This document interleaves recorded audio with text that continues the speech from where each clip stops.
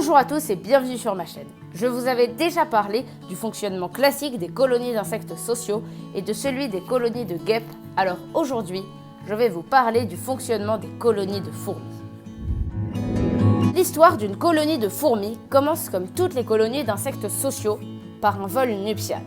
Des mâles et des femelles ailées s'aventurent hors de leurs anciennes colonies durant la période estivale.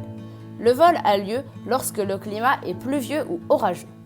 Les mâles attirent les reines grâce à des phéromones, puis s'accouplent avec elles. Suite au vol, les mâles dépérissent alors que les femelles vont chercher à se mettre sous terre afin de donner naissance à une nouvelle colonie. La reine engendrera 3 types d'individus.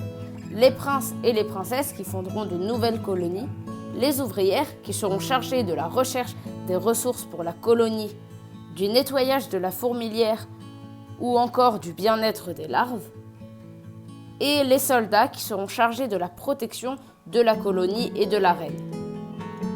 La reine engendrera durant sa vie des milliers d'individus qui feront vivre la colonie durant la vie de la reine.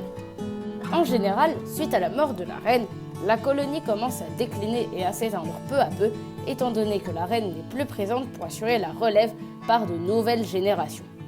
Néanmoins, les colonies de fourmis vivent plus longtemps que certaines colonies d'insectes sociaux qui ne vivent qu'en été, car contrairement à ces insectes, les fourmis entrent en hibernation. Maintenant que nous connaissons un peu mieux les colonies de fourmis, intéressons-nous au fonctionnement de leur société. Les fourmis sont des insectes surprenants pour leur organisation. Dans une colonie, les fourmis communiquent à l'aide de phéromones. Toutes les informations partent de la reine qui dirige la colonie. Les phéromones servent à transmettre ces directives. Ils servent aussi à faire la différence entre des fourmis appartenant à la colonie et des corps étrangers à cette organisation. On peut comparer les phéromones à un véritable langage permettant aux fourmis de transmettre des informations. Les fourmis sont également des professionnels en optimisation, passant par les chemins les plus courts et organisant des voies de circulation. Elles ont également inventé l'agriculture, ce bien avant les hommes, protégeant et nourrissant certains insectes pour se nourrir elles-mêmes de leurs excréments. La méthode de recherche des fourmis est elle-même semblable à l'algorithme utilisé par les moteurs de recherche. Les fourmis sont capables de mettre en place de véritables stratégies militaires et de les exécuter en cas de conflit contre une autre colonie. On peut comparer une colonie de fourmis à un seul organisme ou à un seul cerveau.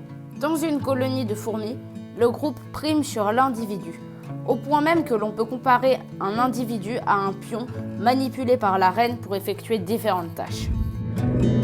Merci d'avoir regardé cette vidéo, j'espère qu'elle vous en aura appris un peu plus sur les fourmis.